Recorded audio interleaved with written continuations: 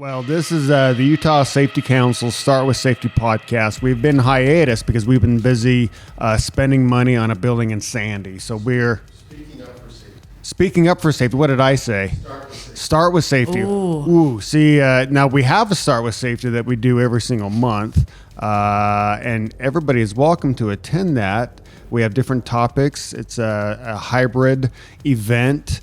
Where we have a speaker come in. I think the one in June is National Safety Month. So the one in June is we have a guest from National Safety Council teleporting in. Is that a Star Wars? That's not, teleporting's not a Star Wars term. Yeah. No, that's general science fiction, John. Oh.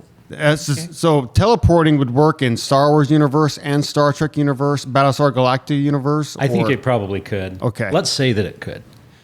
Well, by magic, we'll have Harry Potter universe. Yeah, Harry Potter universe. We'll have somebody tuning in next week from the National Safety Council to talk about National Safety Month, which is June.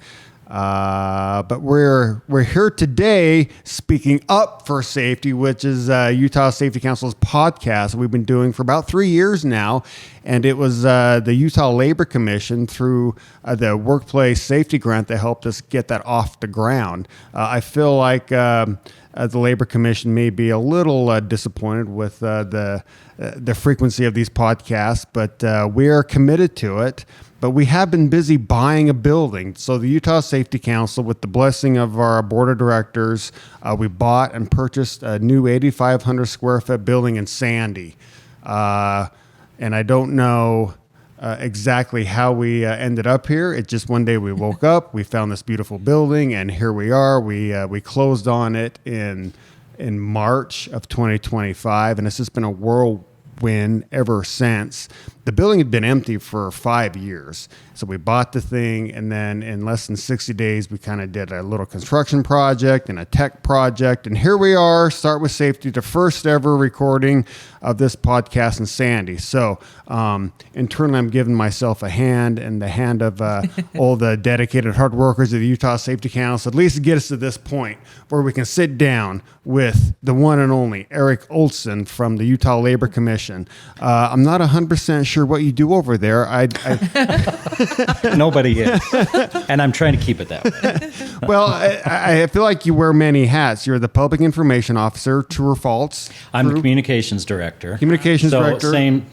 Same, not same, but yes. Communications director and a grants administrator for the Utah Labor Commission and other duties as assigned, I guess. Well, that sounds important. How long have you been with the state of Utah Labor Commission doing all those? 7.5 years, going on 8 years. Wow. And so by way of the Labor Commission, I did a little bit of stalking. And by stalking, I mean research, but it's really stalking. But you've done a lot of things in your career, Eric. You were in insurance and sales, but I want to say you started off, and correct me if I'm wrong, in media, in radio, selling ad space. And tell me about that up north, like way up north in Logan, which is not way up north, but...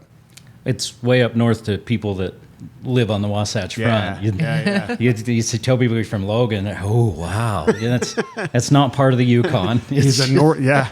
Well, I mean, I want to say some winters it's the coldest place on the planet, from what I understand. Up Logan Canyon, there's a place called Peter Sinks, and there's sinkholes up there, and 70 below zero at one time. It's the coldest spot in the continental U.S. or something like that. But yeah, it's a different cold. It hits you up there. That's where I grew up there in a little farm outside of Logan. So I'm just a little farm boy lost in suburbia now.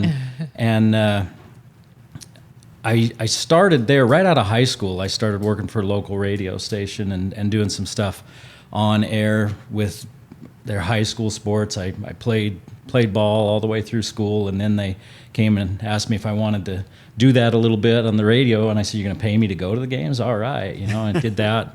Took a couple years off and from that, and then started doing it again while I was in college, and that was what my chosen career path was. I wanted to be on TV. It really changed the world, as a sports guy. And so, nice. But then started to have a family, and so my priorities changed a little bit.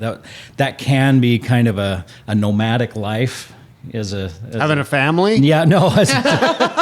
Yeah, it depends on the day. I got to leave. But the sports radio, sports TV, or TV news, any of that, that you're short time contracts, you're moving around a lot, and I've got friends in it still that have been all over the country. I have some friends, a couple guys. One of my real good friends is here local that I worked with the radio station up in Logan, and he's been able to make a real good living and a real good name for himself here doing sports. He's fantastic, but sometimes that's the exception rather than the rule. And so as you start to have a family, things kind of change, and we want to stick around, not move all over the place. And so then I got more into the public relations side and tried a few other things. I worked for a large insurance company for many years doing public relations, public affairs, government affairs, and even some lobbying type things with them and marketing, and ran my own business for a couple of years, and then got back into the public affairs, public relations side by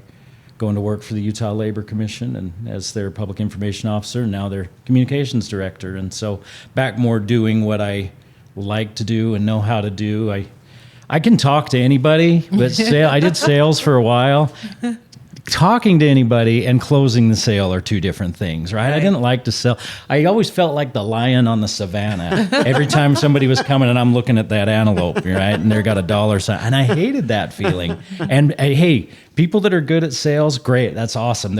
Everybody's got a special talent or something. And you have to have a certain something. Mm-hmm. I found out I didn't have that. Yes, I could talk to people and make a relationship. I just had a hard time trying to close that deal. And I did okay, but I just didn't, I did fine at it, but I didn't feel comfortable in it. So I was glad to come back doing things that I'm comfortable doing.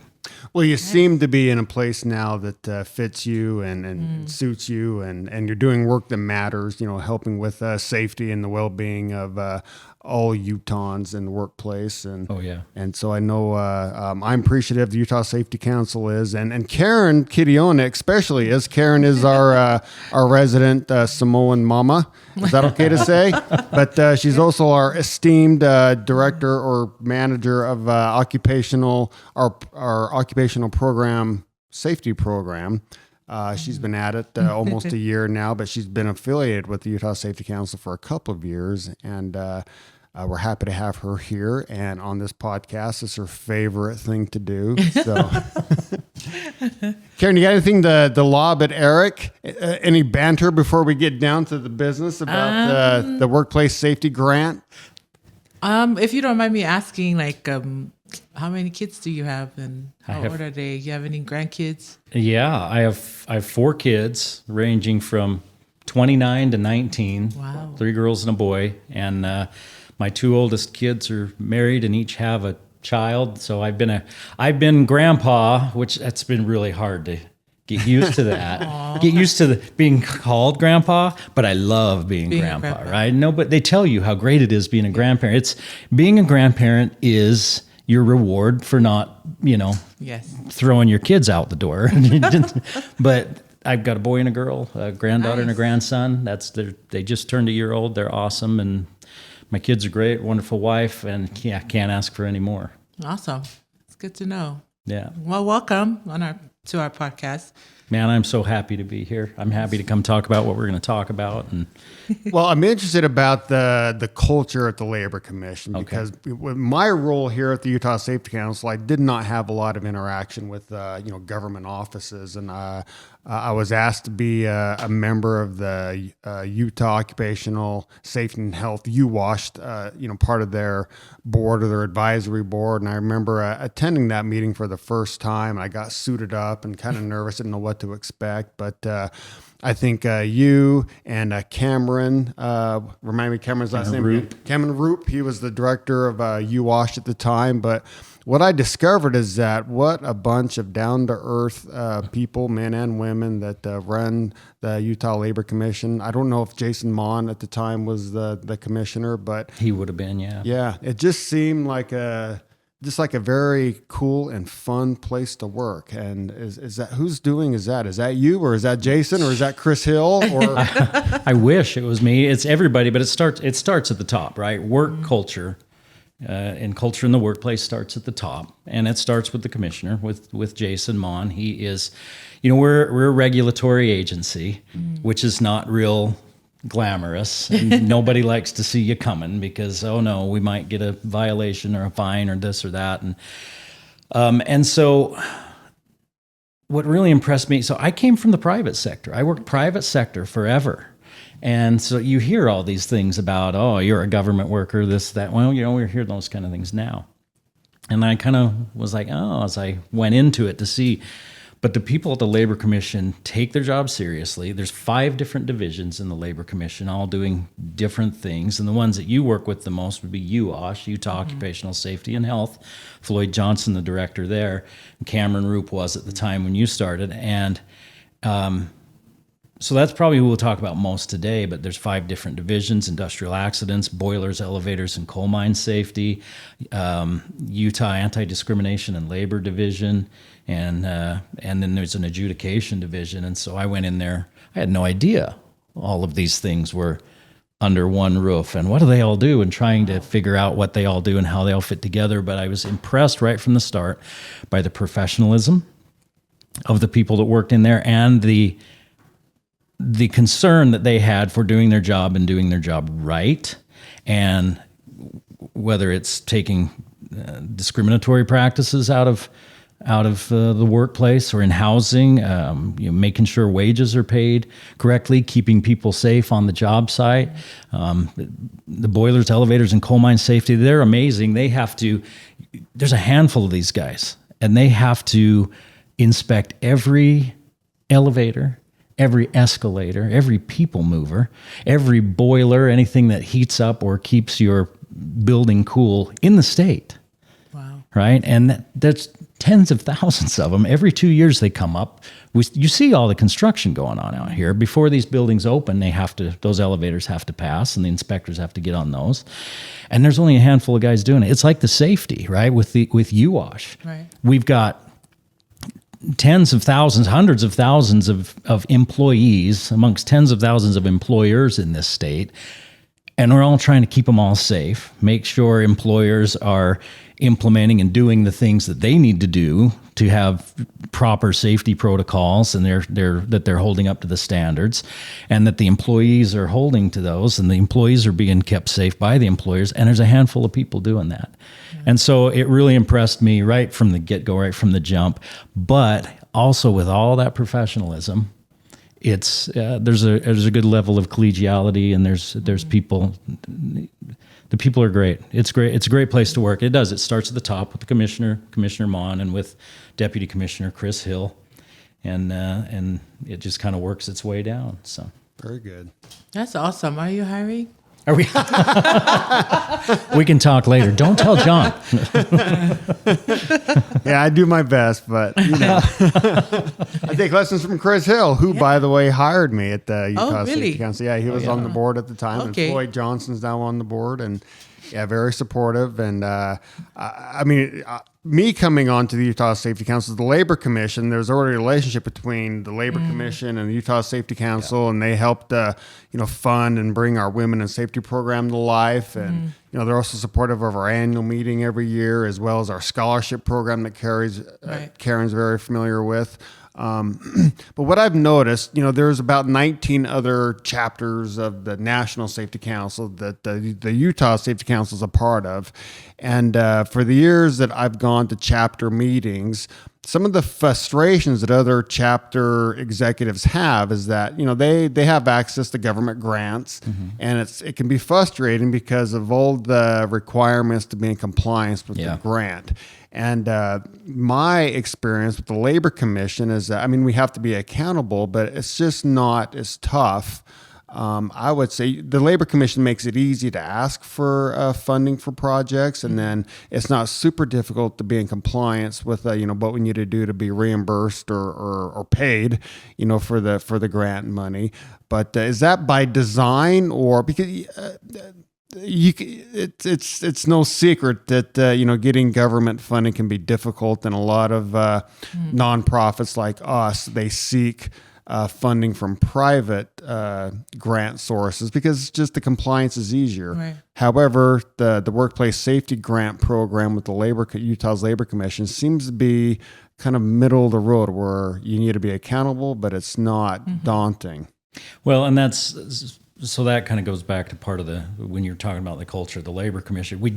We try to make it so it's just what you said. So it's not daunting. It's not something that, we're just not even going to try. But we have accountability, right? We have accountability for all the dollars. As a government agency, we're taking your dollars and your dollars, my dollars, that all goes for that. So we have that stewardship, and we take it really very seriously there at the Labor Commission. We run pretty lean and mean down at the Labor Commission. And we do the same thing with the grant. There has to be that accountability, but yeah, we want to make it, okay, here's what we need. Here's what we have to have. Let's pare this right down to the basics of what we need to have to A, for the accountability for it, for both ends, but B, so it's accessible. Yeah. And it's accessible to, the larger entities that have people that actually are paid to do their grants for them, and that's all they do is go get grants, or the small business that it's one guy or a gal with a bunch of employees, and he's just trying to get a little bit of money to help put together a safety program. So it is by design. That's awesome. Very good. Well, maybe give us an overview of the program, the Workplace Safety Grant Program, how it works, who can apply, just kind of the general information that, maybe a company or, a little startup that could use the funding to help improve or advance safety in their workplaces. All right. Well, the Workplace Safety Grants, the grant that I annually, I'm the grant administrator for this. It's something that is available to businesses. I've got the full list here. I don't want to leave anything off. So businesses, community-based organizations, nonprofits, local associations, educational institutions, government entities, industry associations, labor unions, all of those are able to apply for the grant. They do need to operate in Utah, and they have to have Utah. If they're having an initiative, maybe they're a company that has an arm in Utah, and if they want to do that, the initiative has to be done in their Utah arm, right? They can't do it in Wyoming, Colorado, whatever, because it's a Utah grant. You mentioned startups. We don't do startups as in the fact that we don't give them grant money to start up. Okay, they have to be started up. But if this is to be able to have a safety program, safety initiatives. Right. And so sometimes you get a smaller company and you're running close to the vest. You're tightening your belt on everything. You got to make payroll. You got to make rent and everything else. And how do they expect us to have a safety program? And where am I going to get money for this? Well, that's the grant, and that's the grant can help money for those safety programs. We've got, you know this because you just mentioned it. You guys get a couple of those grants. You've had various ones over the years to get things started. Yeah. And so it's a wide variety of things that are funded under the grant. The grant's kind of undergoing some changes in the last couple of years. The one change, the biggest change, is we've put the grant application online. Oh, okay. So it used to be you'd have to print out the paper. You remember, right? It's handwritten. Paper. Print it all out. Yep, handwrite it, and then send it all over. And well, in the last year, 2 years ago, we were able to put 1.0 and get it online. Wow. But we still kept both, right? We had paper and digital. Right. Last year we went full digital, and how did it go? It was fabulous. It was really good, and I'm not just saying that to say it, because if it was not fabulous, I would say that sucked, Eric. But it was it was actually very easy. I don't want to say it was easy, but because it's always hard writing a grant, and you have to be very thoughtful about it. But the process of applying for the grant was super simple. I want to say it was easier applying for the grant than it was to, for example, start a business or pay my taxes or figure out that big math equation every year. Like applying for the grant was actually in the 6-7 years that we've applied at the Utah Safety Council, I would say last fiscal year was the smoothest way we've applied for those different grant funding programs. Yeah. And that's great. nice. And that's good to hear. And that's what we're trying to do, right? Customer service, trying to streamline it for the people that might use it. One of the we're tweaking it a little bit again this year, trying to even make version 2.0 a little bit easier, a little bit better. I have some hopes and plans of what we can do with it further on. I won't talk about them right now in case we can't get it done. Haven't talked to the technology folks to see. I know what I want to do, but I don't know whether it's possible or not. I'm not the tech guy. But one of the things that we did do, and the grant is every year, the amount is somewhere between $500,000 and $750,000 that we have. And the whole state, the divvy out between all for everybody that applies, that qualifies, and that are okay. And so here's how the process goes: September 1, grant application period opens. Right, you go to laborcommission.utah.gov, find the workplace safety right up there, and click on it, and then it'll open up pages about the grant and take you to the grant application. So you've got the month of September to get your application all ready to go, and once September's over, the grant's closed. That's part of the electronic part too. Okay, we shut it down. Now you can't do anything else with it. So now we know. You don't have to worry about somebody saying, "Oh, we tried to send it and it didn't get there," or this or that. Blame it on the mail, which didn't really happen all that much anyway. But anyway, then we put them all together. We have a committee that looks them over. It's a 7-person committee with a couple of people that are outside the commission and then other people that are in the commission, and they go over and there's a criteria sheet for judging each one of these and do they meet the criteria.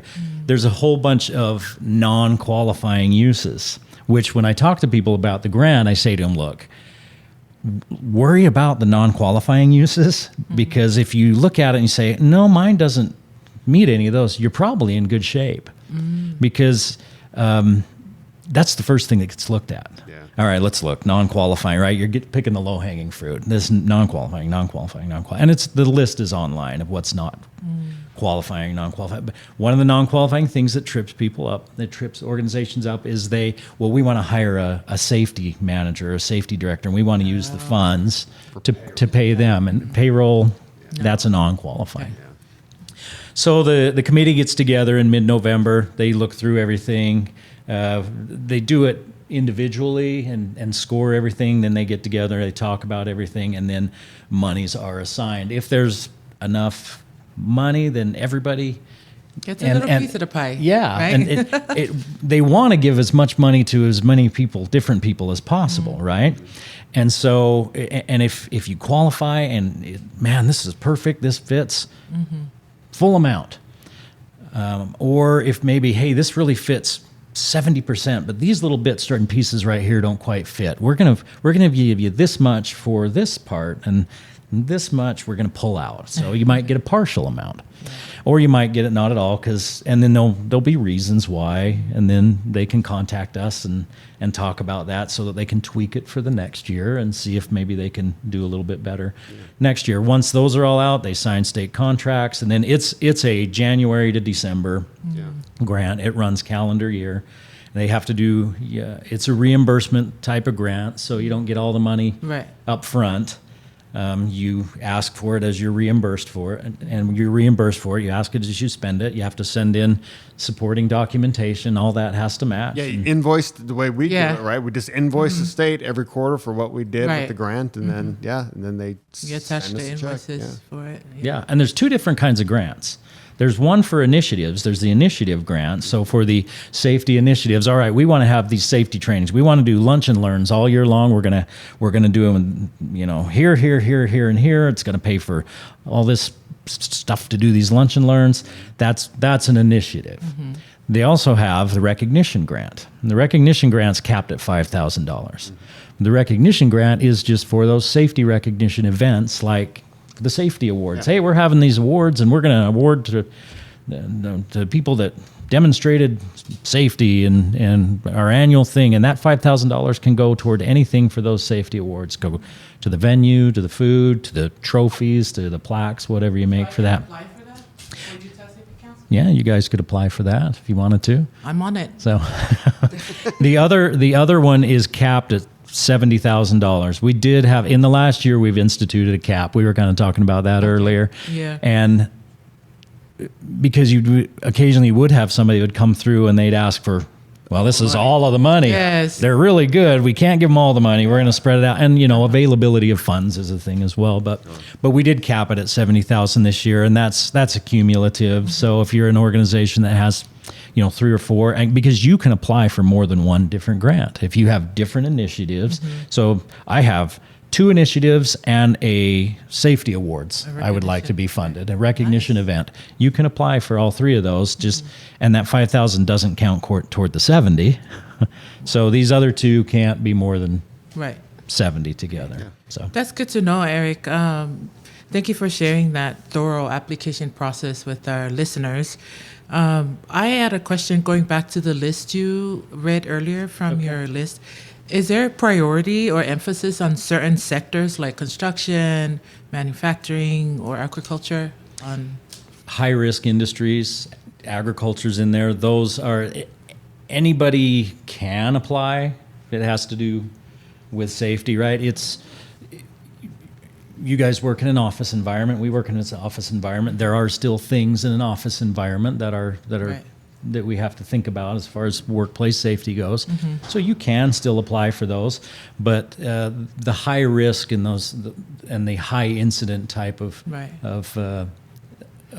workplaces will usually get a little bit more consideration.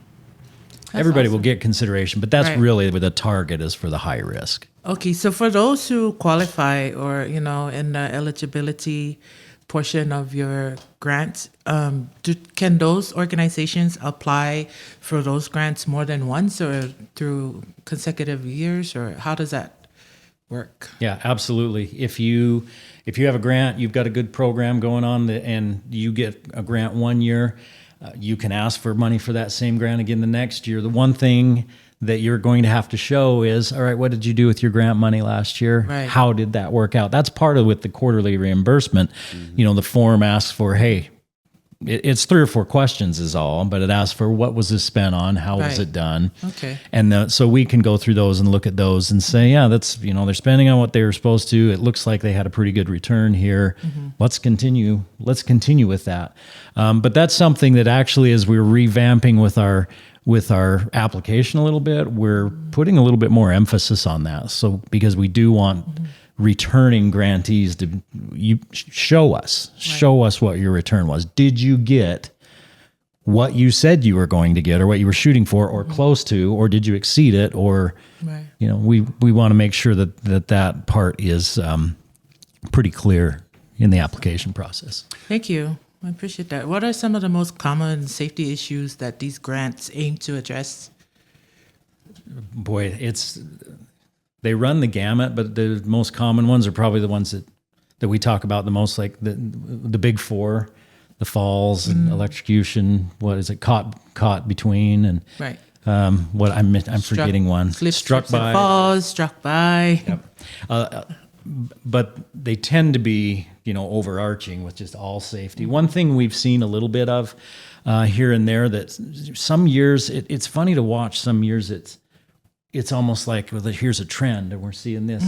And workplace, addressing violence in the workplace is something that can be on there as well. And so occasionally we will see training about handling that and dealing with that. And so, but it's usually kind of the big 4 that we see, because we do get a lot of construction, we do get a lot of manufacturing, we get some agriculture, just a good mix, right? Yeah, we do. We get a good mix. Is there a grant request that the Labor Commission funded that was very innovative and really helped move the needle when it comes to safety in Utah? Something that the Labor Commission was like, oh, that's a great idea. I mean, not that there are any bad ideas, but what's a highlight of a grant you guys funded that really helped advance safety here in the state? I'm going to say this, and I'm not just saying this, but we use this example all the time of the podcast we're doing right now. Because this podcast was in part, because of that safety grant.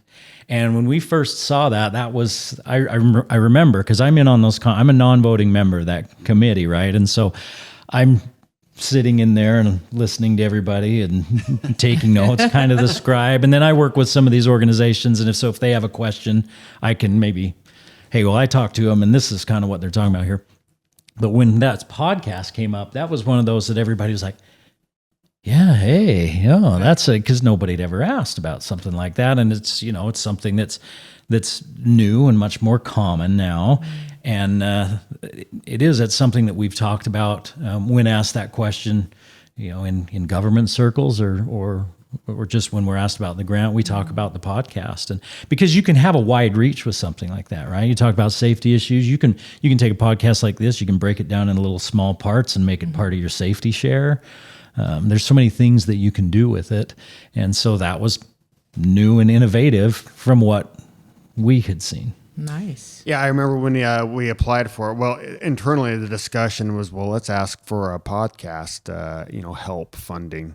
And the response amongst my team was, I don't know if they're going to go for it, right? Because you look at the disqualifiers, and it's, how do we work around some of the stuff? Because, the Labor Commission is not going to, pay for all the equipment, but you helped a little bit with that, and you help bring guys in like Brandon and Dixon to help produce the show, and it's been good. And that's what I enjoy about working with the Labor Commission with the grant, is that there is some nuance. Like you said, the committee has the discretion to, fund all or some of a grant request, and they are open to new ideas. And there is that nuance where mostly with government, it can be black or white. But with this program, there's some gray in there where, I just appreciate that the Utah Labor Commission will recognize that, hey, if we fund something maybe that doesn't exactly fit what we funded in the past, it could be a good thing for the state. And so, right.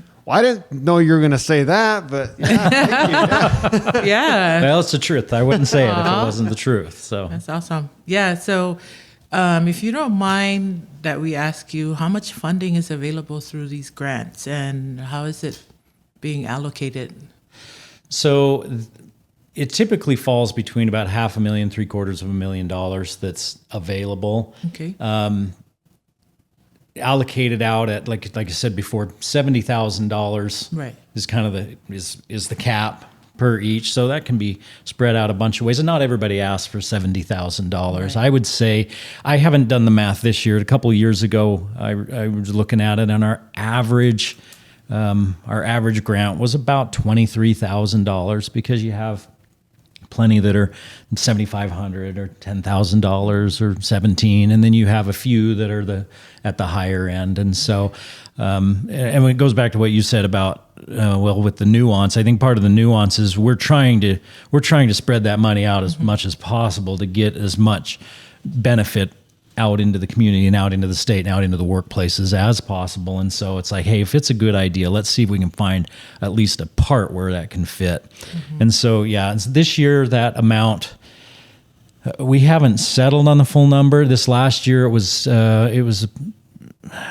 I'm going to get the amount wrong. It was just over, it was about $670,000, I want to say, that the grants that we sent out. It was right near the top of what we had available. And there's not much money left on the table at the end of it then, it sounds like. Most of it gets allocated. Yeah, we allocate right out to the end. In fact, our finance director gets so mad when it's time to do this, because sometimes we'll say, man, we're here and we're a little bit over, but we don't want to cut from this or that. They all meet it. And then we'll call him in, and then he'll roll his eyes. But he's very good with what he does, and having, yes, we've got a little leeway here. We could do a little bit right there. And so that money comes from a fund that there's. Is it a Utah fund, or partially Utah, partially the federal government? Or? Well, workers' compensation, when people pay their workers' compensation premium, a little bit is carved off of that goes in. to this fund. It's a statutory thing, and some of that money comes in for workplace safety purposes. And so the grant is part of that. There's also other workplace safety uses for that money that it goes through UWASH. We also do with the workplace safety, some of those workplace safety funds. We also do, one of the things I do, it's one of the real fun things. I think my whole job's fun. But one of the real fun things that I do with my job is, and I wish I could say that I came up with it, but it was in place when I showed up. It's a calendar contest. It's an art contest for middle school and junior high students. Oh, wow. And take safety seriously is the slogan. So we send it out to middle schools, junior highs, to their art departments, and say, hey, enter in. If they enter, the teacher gets $300, no matter what. We pick 12 winners, a grand prize, and then 3 runners up, and then 8 others. And they all go on the calendar. They all get money.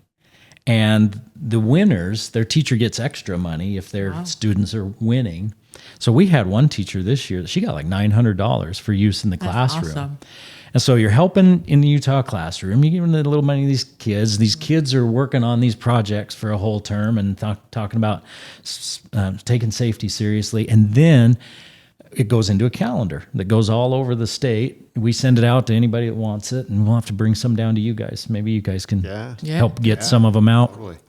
And then about 4 years ago, I approached the governor's people about, hey, would he be willing to meet with the winners here, our top 4 winners, and their teachers? And Governor Cox is fantastic with that sort of thing, and he's very personable one-on-one, and he's just very good with people that way. And he agreed to do it. And I didn't think we were going to get it done this year because his May has been really busy, and they made some time for him, and he agreed to do it, and he's done it every year since then. And the kids and their parents think that's awesome, and so that's part of where some of that workplace safety money goes as well. So it's a whole pot of this money that comes in every year, and that's where that money comes from. Very cool. Are there industries or parts of Utah where you don't get a lot of grant requests that you would encourage maybe industries or different businesses across the state to maybe apply that haven't in the past? I would love to see more from some of the rural parts of Utah. I mean, I'm a rural Utah, we talked about that. I'm not anymore, but I grew up that way, and so I have that in my heart still. And I would love to see more from some of the outlying areas. I know we have Southern Utah Home Builders Association. They put in a grant request every year, and they have a really good program that they've been doing down there through their association and getting out safety information, having safety events. And so they're somebody that we've been regularly seeing, at least from down south in the St. George area. But most of the stuff's here along the Wasatch Front. We'll get the occasional one from and when I say Wasatch Front, I'm Davis County to about where we're sitting. You'll see the occasional one from Utah County and Weber County, and I go out and try to meet with people and give presentations. That's why I'm glad that you were agreed to have me come on here and do this, because we're trying to get that reach out there and say, hey, there's this money out here, and we'll give you more information on it, and you can apply for this, and if it can help you and your organization develop a better safety culture and be a more safe workplace, then we've done our job. Yeah, we got to get some Cache County requests, right? I know. Yeah. What are my people doing up there? That's very cool. Say something about some of the industries that are struggling with safety compliance. Like, I think a good example I could think of was this morning. I received a phone call from a guy who has 3 employees. He owns a recycling company. He just got awarded a contract with Schlumberger, if I may, But he was asking me if I can help him write a safety program for his people before he gets audited by the main contractor, or before he starts work with them. I understand that process, but how can we help you by advocating for you on our end in terms of, getting more traction for people to come apply for what you have available for them? I mean, Just when you have a chance, talk about us and what we do. And beyond the workplace safety grant, one of the things that we do at the Labor Commission, specifically in the Utah Occupational Safety and Health Division, UOSH, we'll call it UOSH, specifically within UOSH is our consultation program. okay. And I don't know if you're familiar with our consultation program. UOSH is broken down into a couple of different units. They have consultation and they have compliance. Now, compliance is what people think about. Oh no, OSHA's here. Right. Okay, that's making sure people are complying to the standards and what they need to be doing. Consultation is completely different. Okay. They go out for free. So you need to have this person maybe contact our consultation Yes. people. Is that Evelyn? Is Evelyn the Evelyn Yep. is Yep. one of them. We have multiple consultants there, but they're safety consultants, safety professionals, that they will come out to your workplace. And I've ridden along with Evelyn. She is so, and I'm sure the rest of them are as well, but she is so thorough on these. And I've ridden along and watched as she goes through a workplace and goes through all the places that anything is, any machinery, anything, even looking through their safety programs and their books, and people are already going, oh no, I don't want them in there looking at my books, not your finance books, but your safety programs. And this is all completely voluntary. It's all completely free. Wow. And what she's going to do, or what we're going to do, any of our consultants are going to do, is they're going to help you be in compliance. Wow. And if they find things that aren't compliant, they're not going to fine you or give you, they're not going to say, no, violation, here's a citation. They're not even going to go back to the compliance unit and say, hey, guess what? These guys down the road, you need to get down there and you need to cite them into the next century. They don't, the rules are those two really can't exchange information that There's way. a firewall Right. there. There is, yeah. There's this wall between them, and so consultation will help somebody like that. Will help them. Okay, let's see what you've got. Let's see what you need to do, and we'll give you a comprehensive plan and get you on the right path to do that. And that's a fantastic service that we're really trying to get out there more. Our consultants are busy; they want to be busier, and so we're really trying to push that more. This is really good wealth of information that you just shared. I thank you for sharing that. I'll Absolutely. be sure to point them to you or direct them to your consultation Yep. for Have 'em- anything that we don't offer, because some of my instructors, they do walkthroughs. Like we just had one do a confined space identification of the workplace. Like they wanted to know, is this a permit entry one or is this just a general confined space one? But like you said, consultation is free. Yep. What more could you ask for, I know. right? You don't have to worry about getting in trouble. It's Exactly. not costing you anything, and it's going to help you and probably save you money in the long run. Awesome, thank you. What I know about Evelyn and the consultation group at UWash is that the thing I like that Evelyn really points out is that it's not all about OSHA compliance, because you can have a company that's compliant with all the OSHA rules and regulations, but it doesn't really mean that the workplace or your workplace is safe. And that's what really the compliance people can do at UWash is you're in compliance, but what's your safety culture like? I mean, everything looks great in black and white and in the books, but is this stuff really happening in practice? And is it part of the culture and what you do on a day-to-day basis? And that's what I've noticed with our instructors at the Safety Council and with Evelyn and with the consultation people at UWash, they really hone in on that too. Okay. Things that aren't necessarily written in code, but how does this work in real time? Your day to day in the operation. So yeah, give them a call. That's good. Having a That's awesome. safety culture is so important, though, right? So that it's second nature, Right. and it's just part. We've probably all worked in places that didn't. I mean, I worked at a place once that didn't, and they were trying to. Yeah. But it was hard. It was hard making that change, and it was hard getting the guys, the people, to all make that change. Like the front office and the administration or management, they wanted to make that change, but the guys weren't used to it. And hey, we're busy and we got to go and we got to do what, and I get that too, but and they understood it on a conceptual level, but so often we get going and they're like, well, hey, we got to get out there. And so, but when it's part of your culture that we don't even leave until X. Yeah, what we've learned here at the Safety Council, the safety professionals that come in that have a great culture and safety practices in the workplace, they're usually the most charismatic, engaging, easy to talk to men and women that you've ever met.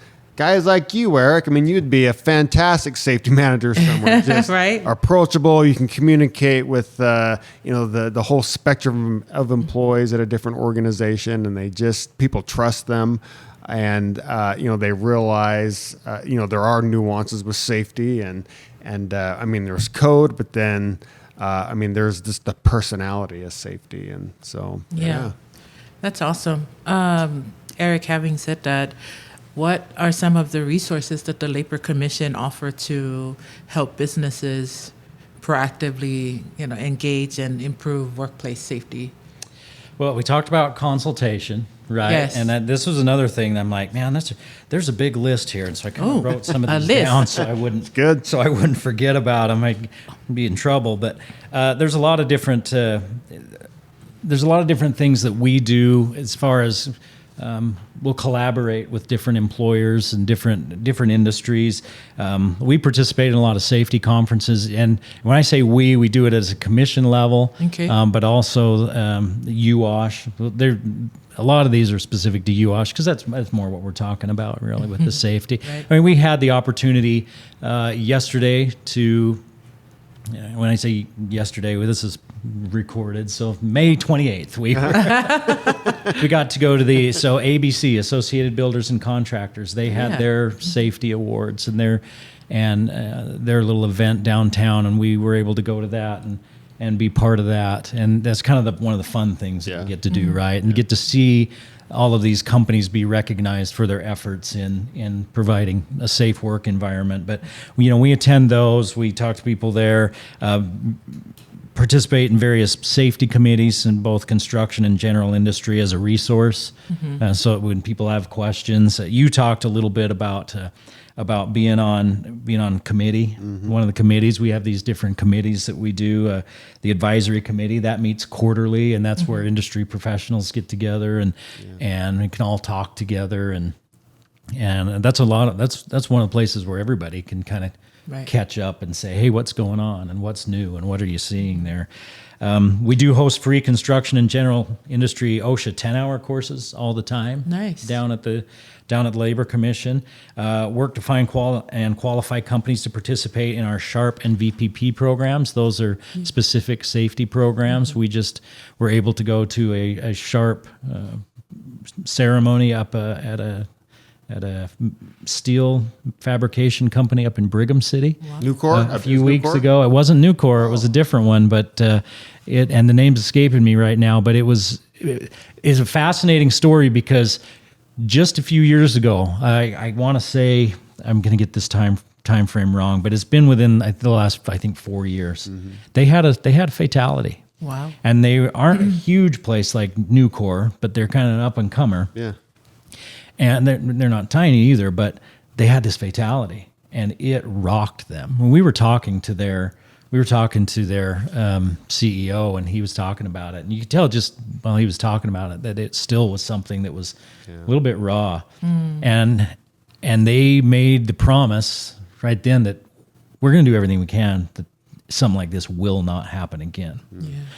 And so they go from that to a SHARP designation, which is one of the highest safety type designations you can get within 4 to 5 years. Wow. I mean, that was really, I thought it was a really neat story to go from, you're the lowest of low, now you're the highest of high, and now it is completely ingrained in their culture now, and they've turned it completely around. I don't think that talking to them, I don't think they were bad actors before. It was an accident. that happened. Terrible, terrible thing. But they made different changes, or they made that commitment to, we're going to do everything we can to make sure this doesn't happen again. That's awesome. So. Well, I do want to give Karen the opportunity to talk about the Utah Safety Council Scholarship Program. Hey, all and we've been asking, the Labor Commission's been funding our scholarship program for many, many, many years. And it's a way, if you're a business that maybe missed out on the grant opportunity, we, with this program, will give money out to companies to help fund their safety training. So, Right. and Karen's done an amazing job. She's our champion when it comes to our scholarship program. But tell us about that.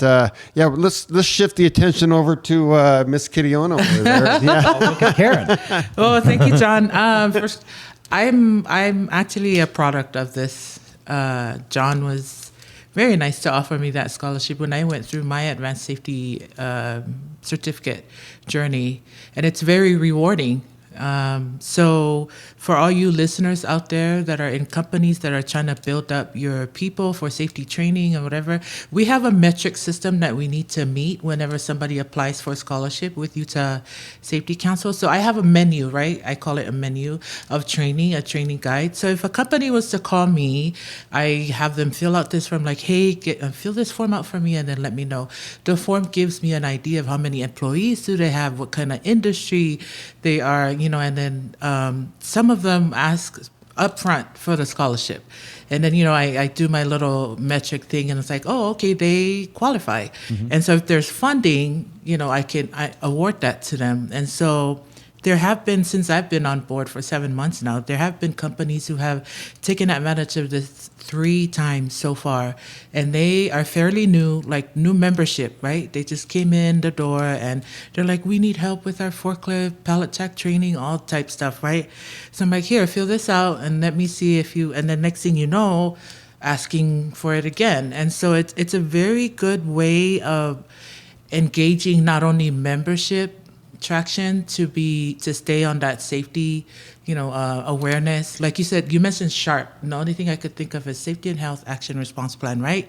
That's what it stands for. Okay. And so since I've been on for the first quarter, I regret to tell you I need more money. I know you're the guy with the money, but guess what, Eric? I know you're the guy with the money. Yeah, Eric, Eric, for the first quarter alone, I've issued 8 scholarships. Oh, wow. And so just, a month ago and 2 months, just last week, I had to say, I'm so sorry, funding is, I don't we're have, halfway through the year and the funding. Yeah, exactly. You have to ask for more next year. Yeah, so I'm like, I keep crying to John, like, John, I need more money. What am I supposed to tell these people who are asking for, scholarships? So I have to put them on hold, like, hey, you know what, maybe next time. But for now, yeah, it is what it is, right? But I'm saying it's working for us. And that's what I mean. Like, I feel like this is something where we can advocate for each other. Right. You know what I mean? Like, because some people, like that guy this morning, I'm like, okay, it may be out of my control, but maybe Eric can help in a way that to help him get into compliance with what he's just starting. So, but yeah, the Utah Safety Council Occupational Program, Scholarship Program is really good. I feel like it's a very good, enticing way to get people to come and participate. It's not so much of the money, it's those skills that they need to build and to have and to refresh and to, there's so many. You'd be surprised how many new operators are jumping on the, pallet jack training, forklift training. And then from there's a whole bunch of people wanting to refresh those skills that they haven't. So I see that, but sometimes, they can't afford it or they can't. So you go out on a limb for them, you know what I mean? Like, work, because that's also in our best interest. Oh, yeah. It's not just to like, whoa, you have to pay me this much money or, no. Right. Sometimes you give them a chance to like, okay, I can work something out with you. How about this? And you look at your options and stuff, but I can't do much if Eric doesn't give me enough money.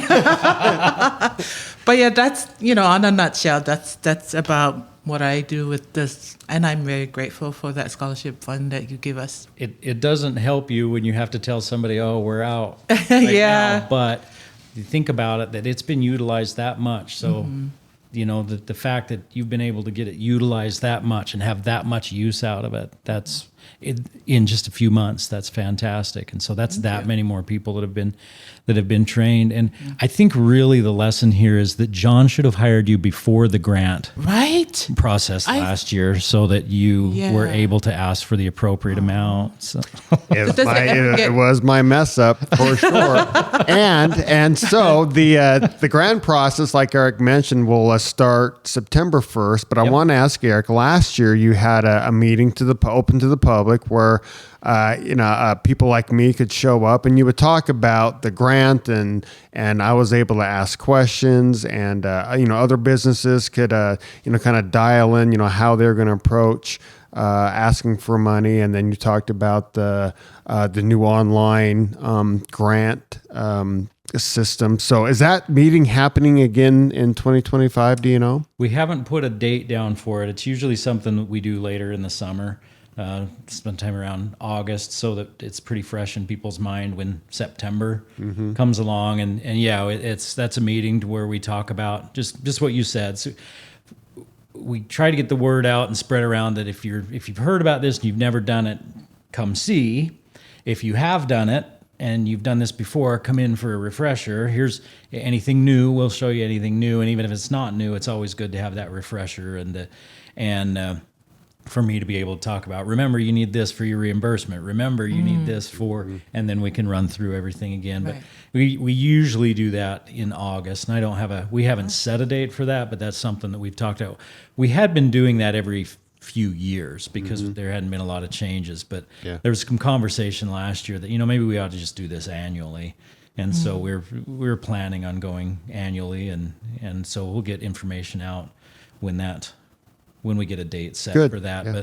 And that's something that, with the people that you work with, you can send that out to people that may even have an interest, or if you hear from anybody from this, I'd like to know more. And they can contact me if they want to know more about that. It's a good to me. I like it because other associations like the Safety Council get together and we kind of strategize. If they have a program and we were going to ask for a similar program, we can kind of, work it out amongst ourselves. So that way we're doing what's best for the state of Utah and not kind of overlapping each other. And then last year you also made the meeting available via Zoom or the webinar format. So those rural areas of Utah could also attend without going to downtown Salt Lake City. So once you have a date, we'd love to, publish it and get people there. And, we can visit Eric's office. And I was just at Eric's office a couple months ago for the UWash advisory meeting, and Eric let slip that he's a big Star Wars fan. Oh, so with that, I would really like to transition to like the serious part of this podcast. This is really why I came. To talk about this. Right. Yeah. So we have some questions that have been texted to me. So the first one. Is there a prize? All right. There may be. I didn't study. So Eric, the first question is, if you were a safety officer on the Death Star, what's the first thing you would have changed to avoid total destruction twice? And I don't know, you might have to explain to the non-Star Wars nerds what the Death Star is and why it got blown up twice and how maybe you would avoid that. You see, the evil Galactic Empire made a big battle station that looked like a small moon called the Death Star that could destroy an entire planet to rule with fear and terror. Oh my gosh. The Rebel Alliance was able to destroy that Death Star because there was a poison pill put in it by somebody with sympathies to them, blah, blah, blah. See, we could go on. You guys don't know what you bit off here. Oh my goodness. Now, as far as being a safety officer, I think one of the first, to avoid it being destroyed, I'd have to see if we could get a meeting with the emperor and have him change his policies and not use it as a weapon of mass destruction. At the very least, I would probably just tell people, look, if you see the guy with the dark helmet and the long cloak and robe and that breathes real funny, just stay away from him because he'll do this and choke you with his mind. Oh my goodness. That's probably that'd be my first order of business. Okay, second question for that. Okay. Which Star Wars character would make the best safety trainer, and which one would need the most safety coaching? Which one would need the most safety coaching? Yes. Han Solo would need the most safety coaching. Okay. Because, he does what he wants. He's a rogue and a smuggler and a pirate. Let's see, who would be a good, probably would make the best safety trainer? Obi-Wan Kenobi. Oh, okay. Yeah, see, he's a Jedi. He's used to training people and has his little Padawans that he teaches, and so him or Yoda. But Yoda talks funny, and people might not understand what he's saying, and so because he talks kind of backwards. Yeah. Can you imitate Yoda a little bit? Not here. Okay, so Jedi wears ropes and swings lightsabers. How would you write a PPE policy for them? How would I write a PPE policy for a Jedi? Jedi. Your personal protective equipment. Yeah, it seems what I've seen of Star Wars, Jedi's usually missing like limbs. Oh. Oftentimes. Yeah, I don't know what kind of personal protective gear they have. Something that lightsabers wouldn't cut through. Okay. To maybe put around their shins and on their arms when they're spinning them around, and if they accidentally hit, and that could be a problem. Jedis just have nicks out of their shins all the time because they're messing around with their. Oh, dang it! The bad Jedis. So, or the bad Jedi. There's not a mess on them. One more. Okay. If OSHA had a galactic division, what do you think their top citation on Tatooine would be? Their top heat related. No, actually, there's Heat related? I don't know that there's any standards for that. There's no national OSHA standard for heat, but there's two suns. It's a desert planet, Tatooine. Or also there seems to be a lot of rocks and cliffs, so maybe falls and stuff like that. Heat stress. Heat stress. Strokes. Heat stroke, all of those things. Yeah, this has been a nerd fest. The real treat, huh? I'm enjoying it. Well, who shot first? Han or Han. Han shot first? Han shot first. I don't listen. It's George Lucas's baby. He can add what he wants later in the digital. Han shot first because Han's a bad dude. And Greedo's just kind of a loser. Nice. I like that. You have a character that you can relate to. But coming down to the end of our podcast, I just wanted to add what are some of the most rewarding, most impactful things that has happened to you or you have experienced so far in your role at the Utah Labor Commission? Yeah. I love my role in that I get to do so many things. We've talked a lot about you, Osh, and about our Occupational Safety and Health Division.